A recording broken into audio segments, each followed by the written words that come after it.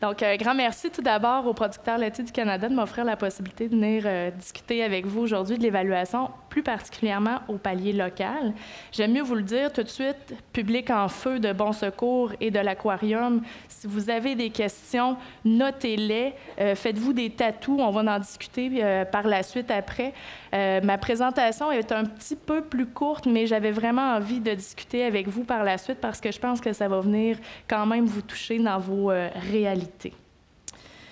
Donc, comme l'a dit notre présentatrice officielle, je vais essayer de faire le pont entre la théorie et la pratique. Je vais vous présenter ce qu'on fait à Québec en forme en termes de, nous on appelle ça de l'auto-évaluation, donc au niveau local. Et je vais essayer de parsemer ça d'exemples donc qui sont arrivés dans la vraie vie ou qui sont en train de se préparer.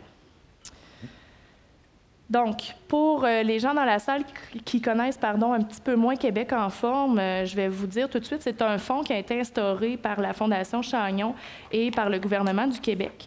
Puis, c'est un fonds qui dure pour 10 ans, donc de 2007 à 2017. Notre mission, je vais vous la lire parce que je ne suis pas une employée modèle et je ne la connais pas par cœur. Donc, c'est de mobiliser les personnes et toute la société québécoise pour agir en faveur de l'adoption et du maintien d'un mode de vie physiquement actif et d'une saine alimentation, des éléments essentiels au plein développement des jeunes Québécois. Donc, en quelques chiffres, jusqu'à maintenant, on a investi dans 158 regroupements locaux. Pas de panique, je vais vous expliquer c'est quoi un regroupement local par la suite. Vous en faites probablement déjà partie si vous travaillez dans les écoles ou dans les communautés. On collabore avec plus de 3500 partenaires, donc à 3 niveaux, autant au local, au régional qu'au national. On a investi dans 19 projets régionaux et dans 33 projets nationaux. Je vais moins en discuter aujourd'hui des projets régionaux et nationaux, mais si ça vous intéresse, j'ai des collègues qui sont dans la salle aussi, puis il y a une table de présentation, vous pourrez aller leur poser des questions, ça va les ravir. En date de janvier 2014, on était présent dans 17 régions du Québec, ainsi qu'auprès de 33 communautés autochtones.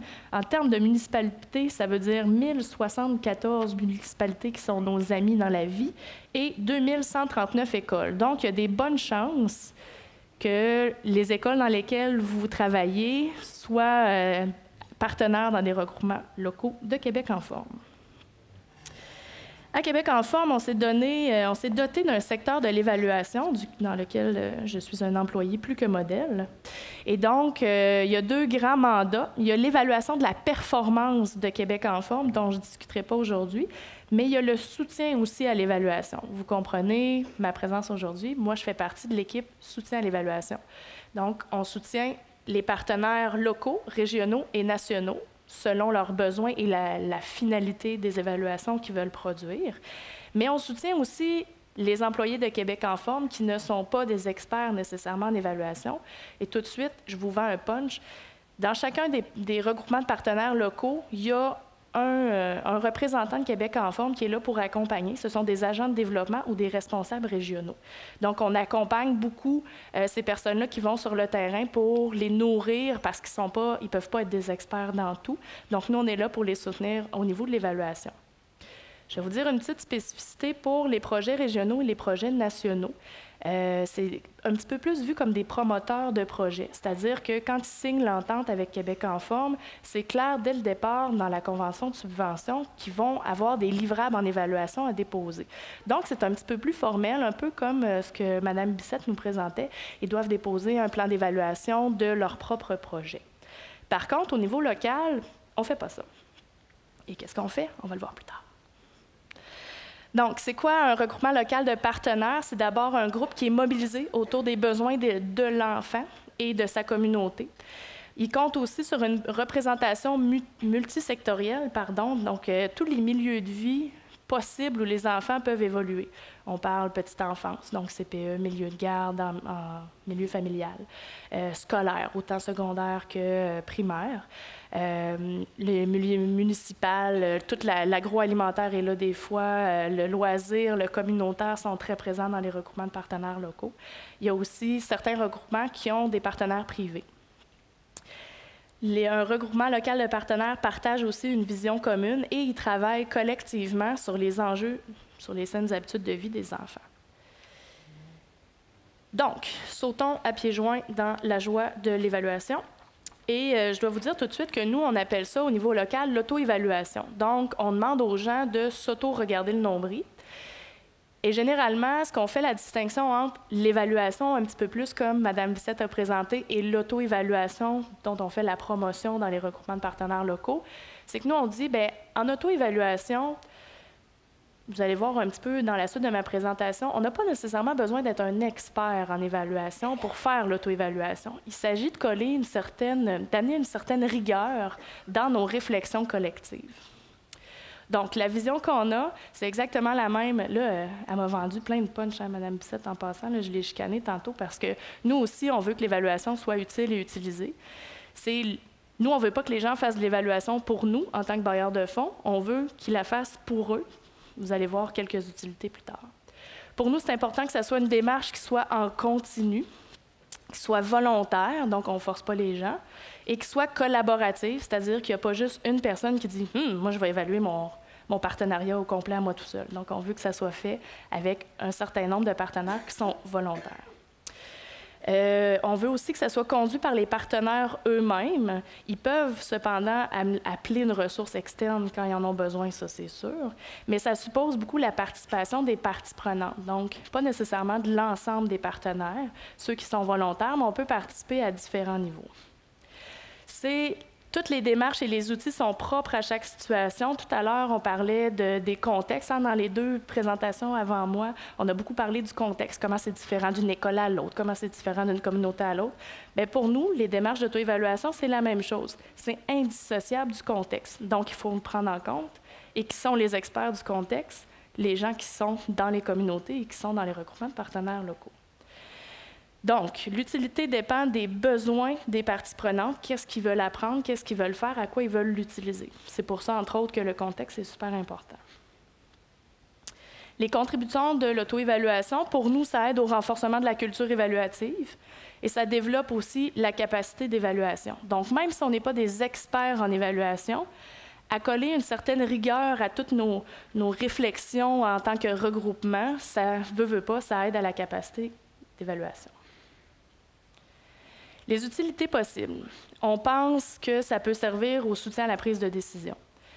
Et c'est là que j'essaie de faire des exemples qui ne vont pas interpeller des mascottes. C'est une mauvaise habitude que j'ai prise. Je donne toujours des exemples avec des mascottes. Donc, le soutien à la prise de décision, ça peut être un regroupement de partenaires qui se demandent les beaux programmes des producteurs laitiers du Canada, est-ce qu'on en a réellement besoin? Alors, ils vont analyser leurs besoins, ils vont poser des questions et tout ça. Et puis là, ils vont arriver à on pourrait en avoir besoin pour l'adapter de telle façon. C'est un exemple, ils ne font pas nécessairement tout ça. Ça peut aussi être un levier de changement dans la communauté pour les raisons suivantes. Donc, si un regroupement de partenaires locaux apprend en s'évaluant, en se posant des questions, en se regardant le nombril, s'il y a une amélioration continue aussi, ça peut être, par exemple, ils mettent en place une nouvelle démarche. En Basse-Ville, dans la capitale nationale, il y a un regroupement qui s'est dit, nous, on va faire des plans hyper locaux en alimentation. Donc, on va soutenir les organisations pour qu'ils fassent leur propre plan d'action en alimentation. Puis là, après ça, ils se sont dit, là, ça fait 2 ans, il y a 9 organisations qui se sont dotées de ces plans locaux-là. Et là, ils sont rendus à l'étape où ils se demandent, est-ce que c'est une démarche porteuse pour atteindre nos objectifs? Qu'est-ce qu'on peut améliorer dans cette démarche-là pour les prochaines organisations qui veulent rentrer dans ce genre de démarche-là? Ça peut aussi nous aider à générer un niveau d'information qui est adéquat sur les résultats. C'est super difficile au niveau local, avec les ressources, le temps et l'expertise qui sont disponibles. Et surtout, dans les saines habitudes de vie, c'est tellement multifactoriel, c'est hyper difficile d'aller voir qu'est-ce que ça donnait. Par contre, en allant chercher des perceptions avec les intervenants, des observations directes sur des changements de comportement et tout ça, on peut générer un niveau d'information adéquat sur les résultats sans que ce soit nécessairement hyper béton pour qu'on puisse publier, par exemple, dans un article scientifique. Donc, les perspectives locales, les questions de base pour structurer la réflexion, par où on prend ça, l'auto-évaluation? On commence par 4 questions super faciles à poser, hyper difficiles à répondre. C'est le fun parce que c'est moi qui les pose, puis c'est pas moi qui ai besoin d'y répondre. Ça, c'est la beauté de cet emploi-là. Donc, pourquoi désire-t-on faire l'évaluation? Ça sort de où, cette idée-là? C'est quoi notre objectif en faisant de l'auto-évaluation? Pour qui désire-t-on faire une évaluation? Qui va utiliser les résultats? Est-ce qu'on le fait pour un bailleur de fonds? Est-ce qu'on le fait pour un CA? Est-ce qu'on le fait pour, je ne sais pas moi, un partenaire en particulier qui a beaucoup de poids dans le regroupement? Quoi? Donc, que voulons-nous évaluer? Sur quoi notre regard évaluatif va porter? Est-ce que c'est sur les actions? Est-ce que c'est sur la gouvernance? Est-ce que c'est sur le partenariat en général? Est-ce que c'est sur la mise en œuvre? Est-ce que c'est sur l'implantation? Dans la vie, je pose des questions. Je me rends compte que je ne vous donne pas beaucoup de réponses. Et finalement, il y a le comment. Donc, tout l'aspect, comment on va opérationnaliser tout ce posage de questions-là et ce ramassage de réponses. Pour nous, à l'auto-évaluation, on le décrit simplement, mais ce n'est pas nécessairement simple, avec 4 clés stratégiques.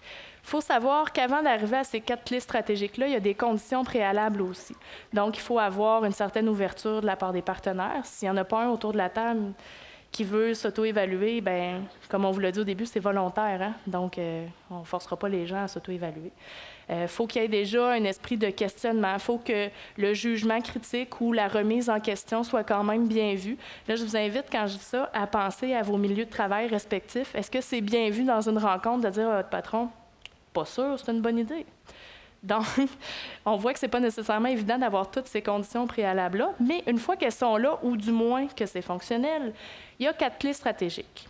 La première, c'est avoir un espace fonctionnel. La deuxième, des questions ciblées. La troisième, une utilisation anticipée. Et la quatrième, des résultats exploitables. Là, je ne fais pas juste vous shooter ça de même, on va les détailler un petit peu quand même. Donc, la première clé, un espace fonctionnel. Se donner un ou plusieurs moments formels pour l'auto-évaluation ou se doter d'une structure formelle pour l'auto-évaluation.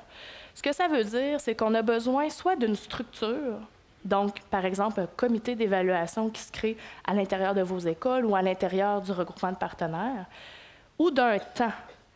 Et là, c'est, par exemple, un point formel à l'ordre du jour dans toutes les rencontres du comité de gestion qui est déjà existant. L'important, c'est que ça soit formel. Ça veut dire que si c'est fait sur le coin de la table, quand on a le temps ou un point en varia, bien, c'est plate, mais on n'a jamais le temps, puis ça n'arrivera pas, ça ne se fera pas. Donc, se créer un espace fonctionnel, c'est vraiment quelque chose d'officiel. Je vais coller à ça un exemple qu'on va suivre tout au long. Un regroupement à Chaudière-Appalaches a vécu cette démarche-là au complet récemment. Donc, lors de la première rencontre, eux, ils se sont dit, nous, on va se créer un comité d'évaluation. Parfait. Il y a 3 partenaires qui ont levé la main. Moi, je suis volontaire pour participer.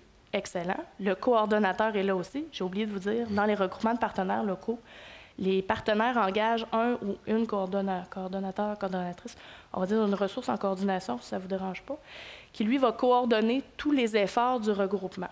Donc là, dans mon comité d'évaluation, j'ai le coordonnateur, j'ai aussi l'agent de développement, et là, ils m'ont appelé moi pour dire « OK, on est prêt, par où qu'on commence? » Donc, ils se sont donné un espace fonctionnel. On a répondu à nos 3 premières questions, parce que le comment, comme c'est plus dans l'opérationnalisation, on le fait un petit peu plus tard. Donc, le pourquoi, eux, ils voulaient savoir s'ils cheminent vers leur objectif de changement. Ils doivent déposer des planifications stratégiques. Je ne veux pas trop rentrer dans la poutine. Si vous avez des questions, vous me le direz plus tard.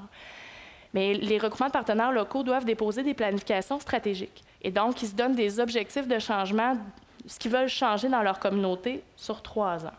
Donc là, ils veulent savoir concrètement les actions qu'ils font à chaque année. Est-ce que ça leur permet, en bout de ligne, au bout de 3 ans, d'atteindre leur objectif de changement? Le pour qui, c'était pour l'ensemble des partenaires, donc c'est vraiment pour eux. Et le quoi, leur regard évaluatif, ils veulent le porter sur leurs actions dans leur planification annuelle.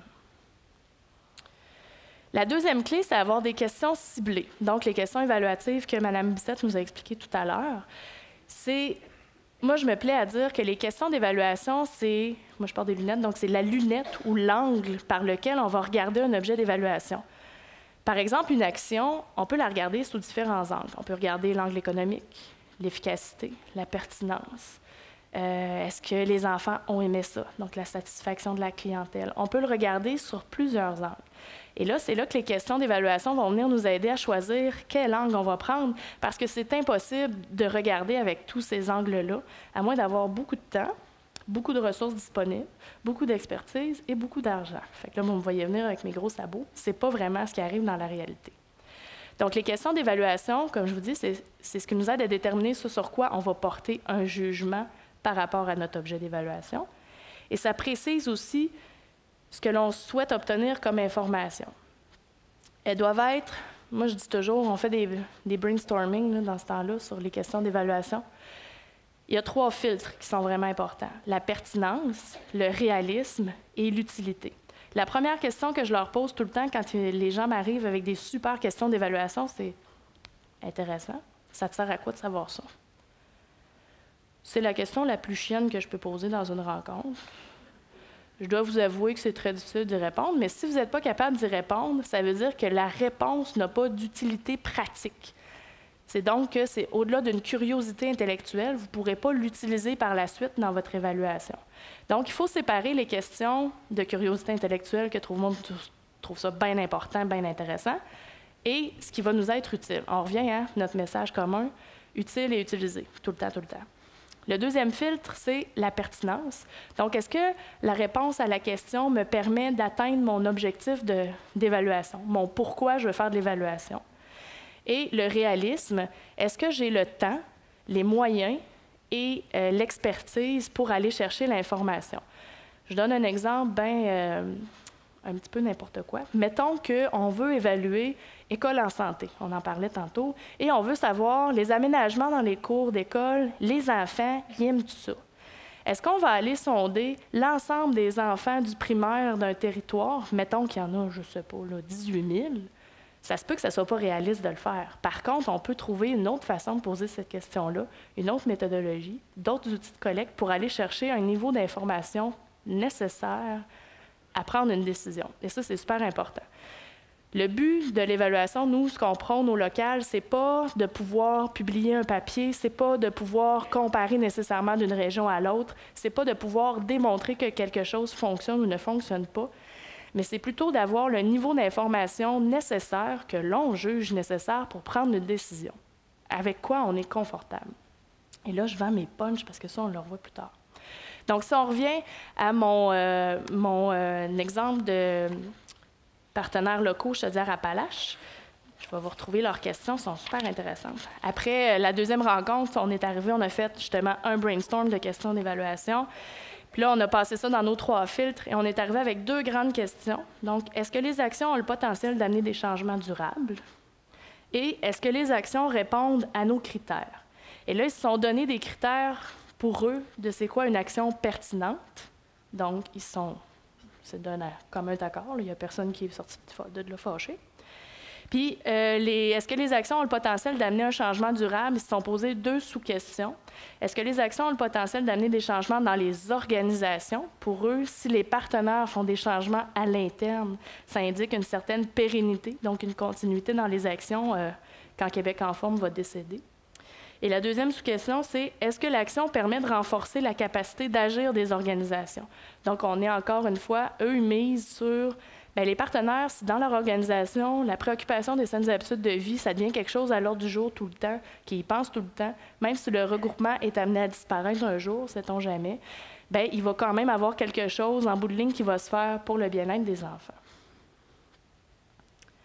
La troisième clé, une utilisation anticipée. Celle-là est tannante parce qu'on l'a mis en 3, mais en fait, elle est partout. L'utilité, c'est la vision qu'on a de l'auto-évaluation locale. Donc, on veut réfléchir au tout début de la démarche sur à quoi ça va servir d'aller chercher toutes ces informations-là. Ça nous permet aussi de faire des choix. Je vous disais tout à l'heure, un des filtres de mes questions d'évaluation, c'est l'utilité. Donc, il faut que j'aille penser avant à quoi je veux que l'évaluation serve. Ça assure aussi que l'auto-évaluation va être utile et utilisée. Là, je répète, mais c'est pédagogique, là. On assure aussi l'atteinte de l'objectif d'évaluation. Donc, notre pourquoi du début, si on se pose les bonnes questions, qu'on va chercher les bonnes informations, qu'on utilise bien les résultats, on pense qu'on va quand même on est en voiture pour atteindre notre objectif d'évaluation. Pour ce qui est de mon regroupement Chaudière-Appalaches, eux, l'utilisation, ils voulaient se poser des questions pendant le bilan, beaucoup, et pendant l'élaboration du plan d'action de l'année suivante. Puis ils se sont dit, ils ont déjà des processus internes pour les actions, donc ils vont insérer les questions d'évaluation puis l'information qu'ils veulent aller chercher dans les processus qui existent déjà. La dernière clé, c'est des résultats exploitables. Donc, il faut toujours penser au temps de l'analyse. Hein. Tout à l'heure, Mme Bissette vous a donné un super bon exemple. 1 heure d'entrevue, ça prend 2 jours et demi pour avoir des résultats. Donc, c'est un temps qui est souvent sous-estimé. Vous, dans la salle, Public en feu, je sais que vous avez déjà fait des sondages et qu'après, quand vous les avez ramassés, papier, vous vous êtes dit « Oh là là, qu'est-ce que je fais avec ça? » Donc, c'est toujours important de bien penser au temps que ça va nous prendre pour l'analyse des résultats qu'on va obtenir, ce qui va venir influencer le choix de l'outil de collecte de données qu'on va faire. Il y a aussi des résultats exploitables par les partenaires. Donc, si j'arrive avec ma pile de questionnaires, puis que je fais « Et voilà, j'ai fait mon travail », les partenaires, ils font quoi avec ça? Donc, il y a des niveaux d'analyse qu'il faut faire pour que les gens puissent utiliser tout de suite l'information, donc les résultats de l'évaluation qu'on leur apporte. Il y a l'appropriation des résultats aussi qui est importante. C'est là où la participation des différents partenaires est importante. Si on veut faire une démarche d'auto-évaluation pour prendre une décision, pour prendre des décisions, je devrais dire, pour la suite des choses, c'est important que même les partenaires qui n'ont pas participé nécessairement à la réflexion sur les besoins évaluatifs ou tous les choix sur les collectes de données, tout ça, quand les résultats reviennent, c'est important de les impliquer et qu'ils se les approprient pour pouvoir ensuite prendre une décision éclairée. Et comme je vous disais, j'ai vendu mon punch, ça nous prend le niveau d'information suffisant pour prendre une décision. Et ça, c'est à la discrétion de tout un chacun. Il y a des gens qui vont être très à l'aise à discuter, par exemple, avec des titulaires de classe sur un projet XY, pour se dire, moi, finalement, ça a l'air de bien fonctionner auprès des élèves. Il y en a d'autres qui vont vouloir aller sonder les élèves, il y en a d'autres qui vont aller sonder la direction d'école. Rendu là, c'est le niveau avec lequel vous êtes à l'aise et c'est la différence entre des évaluations que j'ose dire un peu plus élaborées ou qui vont demander plus d'expertise et tout ça, et l'auto-évaluation qu'on peut faire au niveau local. Et puis là, mon exemple de regroupement dans Chaudière-Appalaches s'arrête là parce qu'ils n'ont pas encore collecté leur information, donc ils ne sont pas encore rendus à avoir des résultats exploitables. Je m'excuse. Un petit conseil utile, je me plais à dire le mot utilité et évaluation le plus souvent dans une journée. Donc, on n'oublie pas que les données de suivi et d'évaluation ne sont utiles que si elles sont utilisées. On voit mon petit bonhomme qui dit « Examiner les données de suivi, à quoi bon? Tout se passe parfaitement bien. » Je suis sûre qu'il y a cette intonation-là. Puis, il s'en va vers la chute. Fait que si on n'utilise pas les résultats qu'on amasse, hein, tout le monde a fait ça, on remplit des questionnaires, on remplit des fiches post-rencontre, mais ça, on n'y retourne jamais pour prendre les informations et les utiliser. Ça ne nous sert pas à grand-chose. Donc, quelques bénéfices de l'auto-évaluation. Bien, comme je vous disais, pour nous, ça valorise la culture évaluative. Ça a une Pardon, mon Dieu, j'ai mué. Contribution à l'autonomisation des communautés. Donc, on pense qu'on peut être le coup de roue du début, donc être là dans le soutien, et puis que les gens, par la suite, vont être capables de le reproduire par eux-mêmes, ou du moins avoir cette rigueur dans la réflexion-là, qu'ils vont appliquer à toute leur réflexion, que ça touche ou pas l'évaluation, ou peu importe les décisions qu'ils ont à prendre dans des regroupements, mais ça peut très bien se faire dans des écoles aussi. Ça renforce le rôle d'agent de changement des partenaires sur le terrain. Il y a une prise en compte aussi des contextes et des besoins. Comme je vous disais tout à l'heure, on ne peut pas du tout enlever le contexte d'une auto-évaluation. Les bénéfices, il y en a encore d'autres. C'est merveilleux, l'auto-évaluation. Donc, il y a l'appropriation de l'évaluation et de ses résultats, l'utilisation adéquate des outils et des programmes et l'efficacité des processus. Donc, on pense que les partenaires sur le terrain vont avoir une meilleure gestion à l'interne, ils vont mieux utiliser les outils, les programmes, les interventions disponibles parce qu'ils vont mieux connaître leurs besoins, ils vont savoir comment les adapter, ils vont regarder ce que ça donne par la suite, si tel est leur désir. En fait, l'auto-évaluation, ça peut amener 3 grands types de capacités. Bien simple. La capacité de se poser des questions, qui n'est pas toujours là, qui n'est pas toujours évidente. La capacité d'y répondre, et la capacité d'utiliser les réponses, donc d'utiliser les résultats. Si vous retenez ça, là, je vais vraiment avoir fait ma job. Petite définition rapide de l'auto-évaluation en 3 temps. Donc, c'est un soutien à la prise de décision et à la réflexion collective. Encore une fois, l'importance de la participation des partenaires. C'est un costume qui est sur mesure, adapté aux acteurs et à leurs attentes. Et ça amène le renforcement de la culture évaluative et des compétences collectives. Du moins, on le souhaite, toute notre stratégie est basée là-dessus. Si on se trompe... Ma question numéro 1. Quelle est ma question numéro 1? Est-ce que l'auto-évaluation, vrai ou faux, excusez, est-ce que l'auto-évaluation permet le développement et le renforcement de la capacité d'agir des acteurs locaux?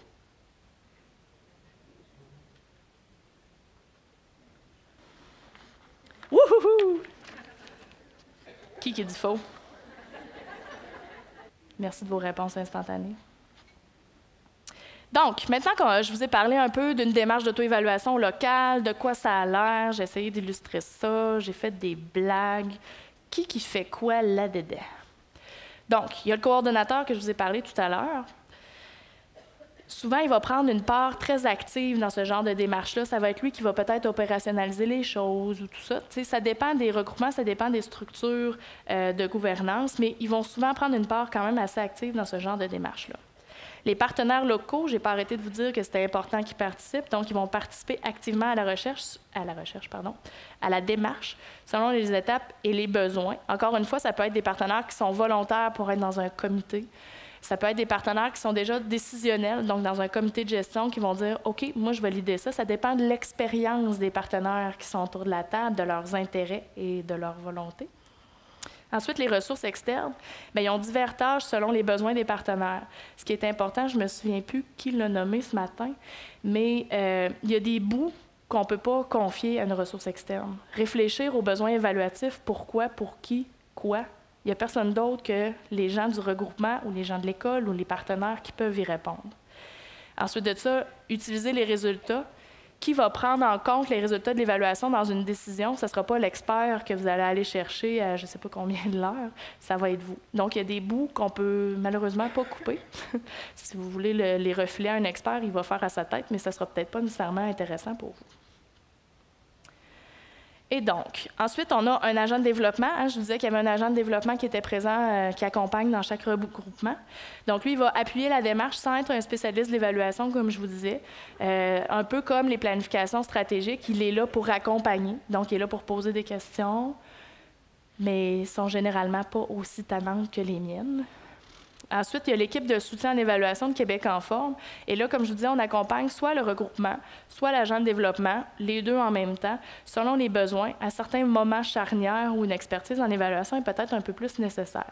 Pour l'instant, dans les coachings qu'on a faits, on est présent beaucoup au début, dans les book crunch des 3 questions, donc toute la réflexion autour des besoins évaluatifs.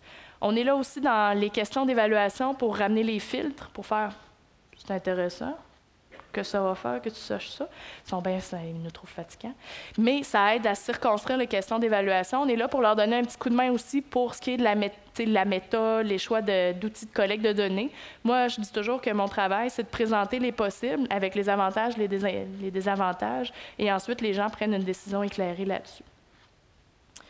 Donc, voilà. Ma question numéro 2, c'est un vrai ou faux aussi. Il faut être expert en évaluation pour participer activement à une démarche d'auto-évaluation locale.